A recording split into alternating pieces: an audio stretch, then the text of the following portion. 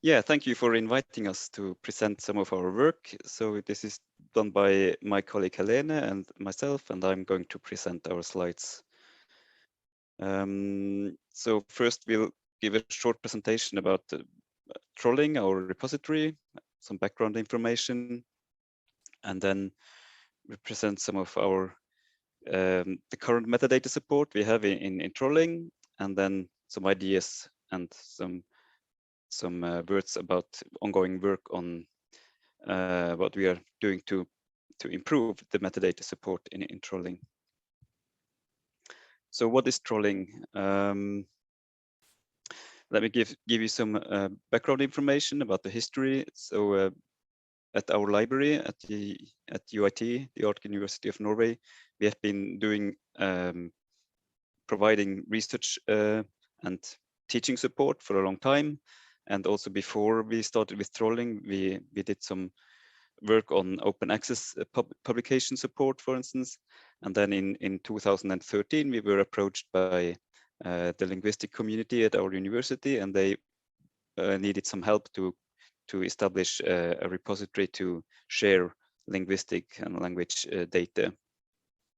And here in the picture on the right side, you see Laura Yondo, who is one of the initiators of the trolling repository. So together with them, we created trolling based on the Dataverse platform software, and it was launched the year after in 2014 as one of the first open repositories for linguistic research data. Trolling is for all subdisciplines of linguistics and language research, and it's an international repository, so it's open for researchers from all over the world. And we accept all types of data, given it can be made openly available.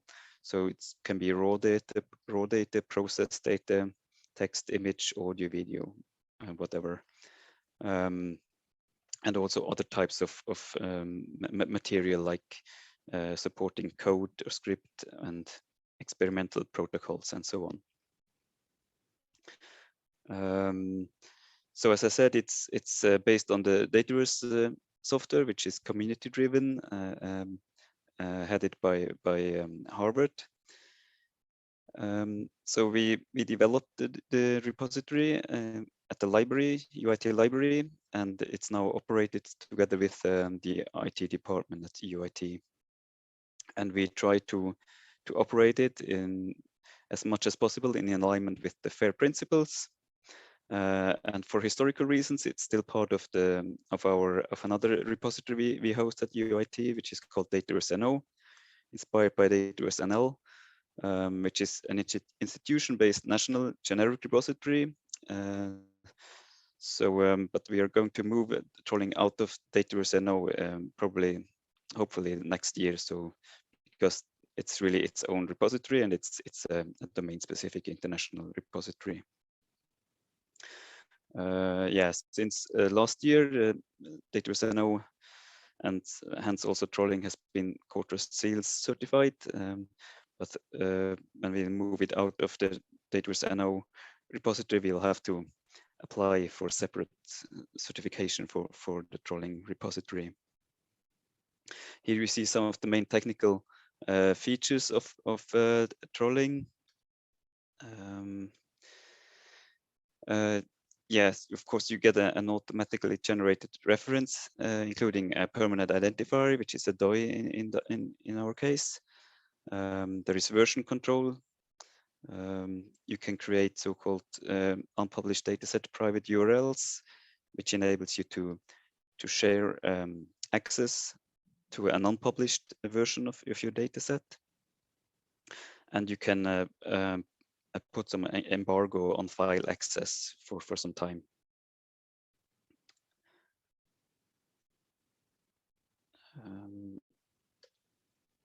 Yeah, since 2018, trolling has been a Clarion C center, which means that our metadata is harvested by the Clarion infrastructure. So it is searchable in the Clarion Virtual Language Observatory, VLO. It's also the descriptive metadata of trolling is also harvested by other more generic search engines like Google Dataset Search and Base Bielefeld and others also. Here we see a representation of the publishing process in trolling. I'm not sure if I will go into details, but the most important thing here is that it's a curated repository. So researchers or depositors are not able to publish their data themselves. So it has to go through a curation process.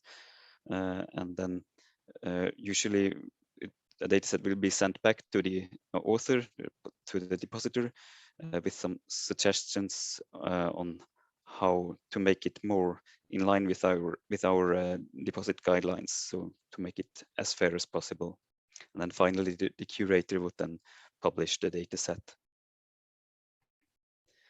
And some of the most important supporting materials we have for deposit support for our researchers is the deposit guidelines and also a README file template. Yes, this is me and Helena. So we are basically managing the repository and also curating the data sets that come in. And we try to be involved in international projects like Clarion and Shock has already been mentioned, but also in the RDA Linguistic Data Interest Group, so in order to keep abreast with the international development of best standards and best practice recommendations. Let me give you some numbers about trolling. Earlier this year, we did some more in-depth analysis of where the contributors come from. So as of the end of January this year, there were 82 contributing authors in all the data sets, and they represented a total of 42 research organizations from 17 countries in 4 continents. As of today, there are 116 datasets published in trolling, and they represent 39 languages. And the data, it's mostly supporting or application data. So for articles and books, publications, we also have some data from PhD and master thesis. And several of the data sets, they have been anonymized by us when researchers want to share them together with their publication manuscripts when they submit them in a double-blind peer review process. Here you see the download figures. In total, the datasets we have registered 2,300 dataset downloads, which means that at average each dataset has been downloaded 4.25 times. Yeah, so what kind of metadata support do we currently provide in trolling?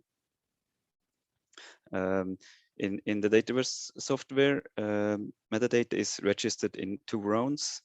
In the first round, you have to register all the mandatory metadata fields and a few recommended ones. You see them here on the left-hand side at the bottom.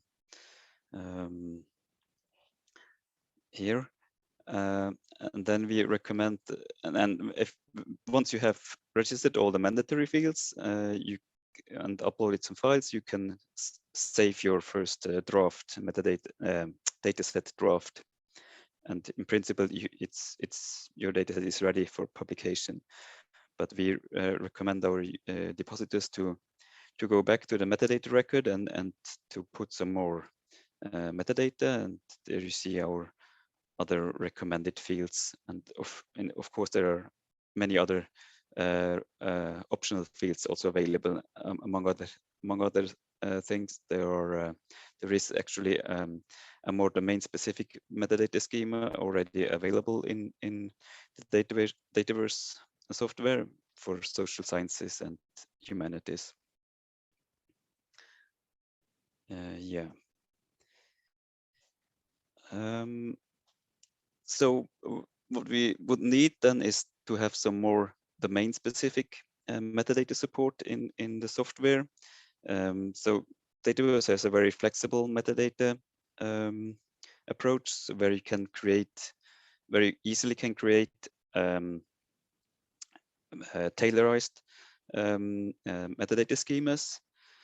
We haven't done this in trolling because we really want to use metadata schemas that kind of are aligned across different Dataverse repositories, so that they kind of support interoperability between the repositories.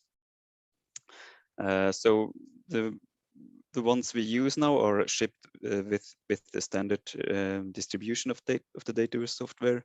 And here you see, for instance, the language. The language field is very important for language data, of course, but currently the language field is about the language of description, which is usually English.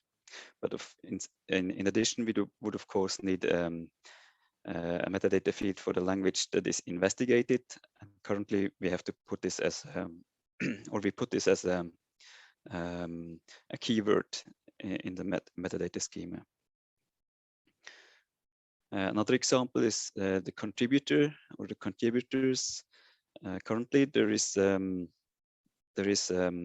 controlled vocabulary available in the metadata schema, but it's mostly about general or academic contributor roles. You see them here on the left-hand side, like a project leader, researcher, research group, and so on. But in addition, we would need some more language research specific roles, like for instance, the so-called OLAC role vocabulary, as you see here on the left-hand side, with more language specific roles like speaker, signer, and so on. And this is actually also one of the recommendations in the Tromsø recommendations for citation of research data in linguistics, which Helene and I have been contributing to, which is an RDA output. Another example is SIMD compatibility that Andrea and Slava have been talking about. So as I said, we are already trolling metadata is already harvested by the Clarin Virtual Language Observatory, but it's only very basic citation metadata that is harvested. And you see the results. So if you compare a trolling dataset in the VLO, you get less information than if you compare this with a SIMD compatible dataset, where you, for instance, here already on the front page get some information about the license that is used in the dataset. So what we would like to have is, of course, a full SIMD compatibility. Yeah, so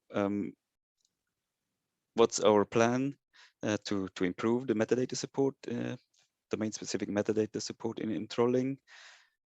Yeah, to put it briefly, we would like to have one or more domain-specific metadata schemas available in our repository. So here you see the schemas we have activated currently, which is the citation metadata, geospatial metadata, and this more domain-specific one, but quite general about social sciences and humanities metadata. So the language or linguistic specific metadata schema could be, for instance, this Clarin core metadata that Andrea and Slava have been talking about. So this is ongoing work by the Clarin community. They have a Clarin metadata working group that will finally come with some recommendations about the Clarin core metadata. Another more extensive schema would be the European language grid metadata schema, which is more for language technology resources. And also, we would like to have support for external controlled vocabularies, domain-specific ones, like the OLAC role vocabulary that I have been mentioning.